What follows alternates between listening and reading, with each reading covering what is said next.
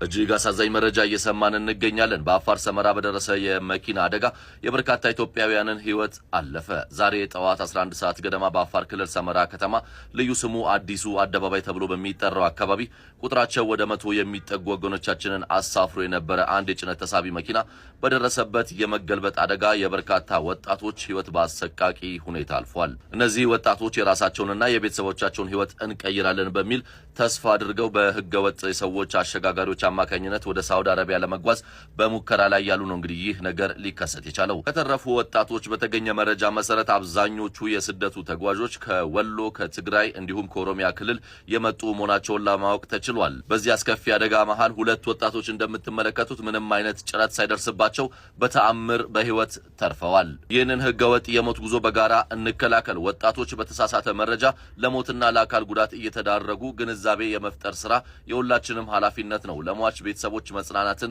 ለተጎዱም ደግሞ ፈጣሪ ምህረቱን እንመኛለን። እንግዲህ ስደት ላይ የሚመጡ ወገኖቻችን በየጊዜው የሚደርስባቸው መከራና ስቃይ እጅግ በጣም የበረከተ ነው ማለት ነው። እውነት ለመናገር በጣም ያሳዝናል። ምኑን ከምን እንደማወራ ራሱን ግራ ነው የሚያጋባኝ። ያው እንግዲህ ወደ ሳውዲ አረቢያ የሚመጡ እጅግ በርካታ ወገኖቻችን ድንበር ላይ ሲደርሱ እንግዲህ መኪናው ተገልብጦ ህይወታቸው አልፏል ማለት ነው። ምን እንደምል ራሱን ግራ ነው ያጋባኝ በእውነቱ ለመናገር። ምክንያቱም በየጊዜው ነው ይሄ መከራ የሚደርስ፣ በየጊዜው እኩሉ ባህር ላይ እኩሉ የአሳ መጫወቻ እኩሉ ምናምን በቃ እኔ ምን እንደምል ራሱ አሁን ወሬው ራሱን የጠፋብኝ እውነት ለመናገር የእውነት። ምክንያቱም አብዛኛውን ጊዜ ሳውዲ ነው የሚመጡት። ሳውዲ ላይ ስራ የለም ቢባሉም ምናልባት እኛ ወይ የምቀኝነትና ወይ የሌላ ነገር ስለሚመስላቸው ይሆን አላውቅም። ሳውዲ ላይ ስራ ያለን የሚመስላቸው። በነገራችን ላይ ሳውዲ አይደለም ለወንድ ልጅ ቅርና ለሴት ልጅ ራሷን ስራ የለም እውነት ለመናገር። በፊት ወጥተው የሚሰሩት የነበረው ጃዛ ቤት ነው ያሉት፣ ስራ የለም። ኮንትራት ቤት ያለነው ራሱ ደሞዝ ጨምሩልን ስንላቸው አንጨምርም ነው የሚሉት። ከፈለግሽ ሂጂ ምናምን በቃ እኛ እንትን አዲስ እናመጣለን 1000 ሪያል ምናምን ነው እንጂ የሚሉት ደሞዝ የማይጨምሩ ምንም ስራ የለም። አሁን ብዙ እህቶች ጃዛ ቤት ነው ያሉት። ስለዚህ ሳውዲ አረቢያ አትምጡ ስንል ምቀኝነት ይመስላል፣ ግን ምቀኝነት አይደለም። እስር ቤት እጅግ በጣም በርካታ ወጣቶች አሉ። የሚበሉት አጥተው የሚጠጡት አጥተው በጣም በሚያሳዝን ሁኔታ ነው ያሉት። ብርዱን እንዴት እንደሚችሉት እግዚአብሔር ያግዛቸው ነው የምለው። እንኳን ለነሱ እኛ ራሱ አልቻልነውም። የሳውዲ ወርድ በጣም ከባድ ነው። ብርዳቸውም ሙቀታቸውም በጣም ከባድ ነውና እንግዲህ እነዚህ ወገኖቻችን እንግዲህ በገና በባህሉ በክርስቶስ በልደት በዓሉ ህይወታቸውን አጥተዋል። እንግዲህ በጣም ያሳዝናል። ብቻ የሰው ልጅ አለቀ። ሀገራችን ያለው በጦርነት እያለቀ ነው ወጣቱ። እንደምታውቁት በእርግጥ አንፈርድባቸው፣ ምክንያቱም ሀገራችን ስራ የለም፣ ጦርነት ነው፣ የተለያየ ነገር ስላለ ወጣቱ ምርጫ ያደረገው ምንድነው? ስደትን ነው ምርጫ ያደረገው። ግን ስደትን መጥቶ ደግሞ ካልሆነ ካልተጠቀመ ምንድነው የሚሆነው? እና እኔ በጣም ያዘንኩት ማርያምን በጣም በቃ አለቁ ወገኖቻችን። በዚህ አመት ራሱ ስንት ወገን ነው ከአሁን በፊት ምናልባት 6 ወር ራሱ ይሆነዋል ብዬ አላስብም።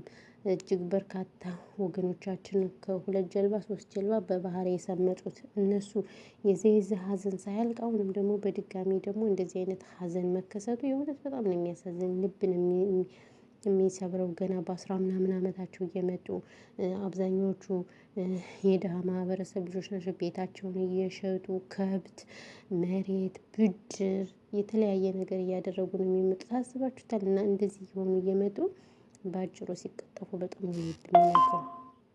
በጣም ነው የሚያመው እውነት ለመናገር እግዚአብሔር። እኔ በጣም ነው የተሰማኝ። ምኑን ከምን ጀምሬ ራሱ ማወራው ራሱ ጥፍ ነው ያለብኝ። አስባችሁታል? ይህ ሰው በቃ ኢትዮጵያውያን እኛ ረክሰናል በየቦታው በቃ በየቦታው ረክሰናል። ለምን እንደሆነ እኔ አላውቅም። እኔ በጣም ነው የተሰማኝ የሚገርማችሁ ነገር ማለት ነው። እና ምናልባት እስኪ ይሄንን ቪዲዮ የምትሰሙ ካላችሁ እህት ወንድሞቻችሁ በስደት እንምጣ የሚሏችሁ ካላችሁ እስኪ ይህንን ነገር ንገሯቸው። አሁን እኔ ብዙ በፊት የማውቃችሁ ልጆች በምን የማወራችሁ ልጆች በነገራችን ላይ ወንድሜን ላመጣ ምናምን የተለያየ ነገር ትላላችሁ እና እናንተን እንዲመጡ ሳይሆን በቃ እዛው ላይ እንዲሰሩ ንገሯቸው። በርግጥ ኢትዮጵያ ላይ ስራ የለም። አሁን ወጣቱ የሚበላው የለም የሚጠጣውን ያሳዝኑኛል አንዳንዴ። በቃ በየቴሌግራሙ በየቲክቶኩ ስታዩት በቃ ወጣቱ ገንዘብ መለመን ነው፣ ስጡኝ ነው፣ አርጉልኝ ነው፣ ይሄን አድርጉ ነው ምናምን ነው የሚሉት እውነት ለመናገር የምር። እና ይሄ ሁሉ ምንድነው ምናልባት ስራ ስለሌለ ነው ምናምን እንደዚህ የሚሆኑት ነው የምል እንጂ እኔ በሌላ አልተረጉምም እውነት ለመናገር ነው። በርግጥ ቁጭ ብለን መፍረዱ በጣም ቀላል ነው ማለት ነው። በጣም ነው የተሰማኝ በእውነቱ ከሆነ እግዚአብሔር ከእንደዚህ አይነት ነገር ይጠብቀን ነው የምለው። ከዛ ባሻገር እንግዲህ ለመለው ለቤተሰቦቻቸውም መቼም እኛን ነፍስ ይማር ማለት ልምዳችን አድርገነዋልም ፋሽን አድርገነዋልም ማለት ነው በእውነቱ ከሆነ። እና እኔ በጣም ነው የተሰማኝ ማርያምን በጣም ከምነግራችሁ በላይ እግዚአብሔር አምላክ ይሄንን ክፉ ቀን በቃ ብሎን እኛም በሀገራችን በቃ እንድንኖር ፈጣሪ ይርዳን። እውነት ሀገራችን አይደለም ለራሳችን ለሰው የምትበቃ ሀገር ነበረችን፣ ግን እንዳለመታደል ሆኖ መንግስት የለንም በቃ እንጂ እኛ ብዙ ያልተሰራ ስራ አለን ታውቃላችሁ አይደለ? ግን ስበሳችን ምቀኞች ነን። እግዚአብሔርን አይደለም ስበሳችን ራሱ የአንድ አካባቢ የአንድ ሰፈር ሆነን ራሱ እመቤቴን በጣም ምቀኛዎች ነን። በቃ የሆነ ነገር አንዱ እንትን ሲል አይፈልግም፣ አንዱ ሲያድግ አንዱ ምን አንፈልግም። አብዛኞቻችን ክፉዎች ነን። እና ይሄ ስለሆነ መቼም አናድግም እንጂ ኢትዮጵያ ለማንም የምትበቃ ሀገር ነች። ያው በየዜጎቿ በየበረሃ በየምን እየተሰደዱ ብቻ በጣም ከባድ ነው እውነት ለመናገር እግዚአብሔርን እኔ በጣም ነው የተሰማኝ። እንግዲህ የፈረደብሽ እናት እንግዲህ ምን ታደርገዋለች? ቻዩ ሁሉ ነገር አሁን በጣም የሚያሳዝነው እውነት ለመናገር እና ቤተሰቦች ለማንኛውም ያለው ነገር ይሄ ነው። በተቻላችሁ መጠን ግን ወደ ሳውዲ ለመምጣት የሚሞክሩ ሰዎችን ምከሯቸው። ምናልባት ምቀኝነት ምናምን የሚመስላቸው ባይዘወይ ግን እኛ አትምጡ ምናምን ስንላቸው የገንዛ እህቶቻችን ወንድሞቻችን በቃ ምቀኛ እኛ እንዳንሰራ ምናምን የፈለጉን የሚመስላቸው ነው። አይደለም የእውነት እና ለዛ ነው ማለት ነው።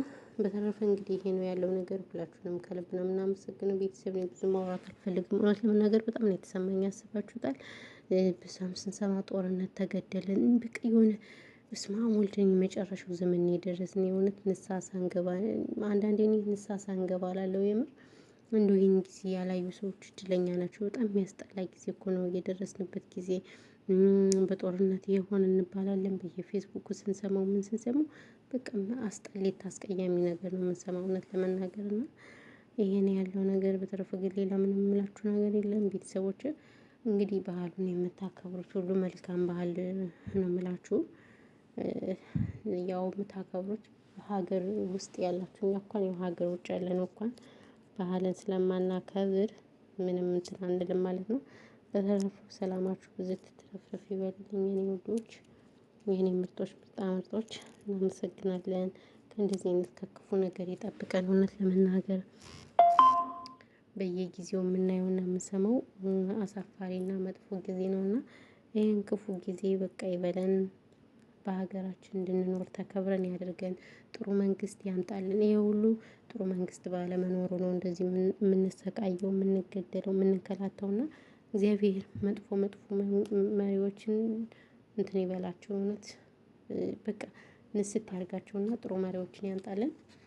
እና ያለው ነገር ይሄ ነው። በተረፈ ግን ሁላችሁም ሰላማችሁ ብዝት ትርፍርፍ ይበልልኝ። እወዳችኋለሁ፣ አከብራችኋለሁ። ፈጣሪ ኢትዮጵያን ይጠብቅልን ነው የምለው። ሌላ ምንም የምለው ነገር የለም።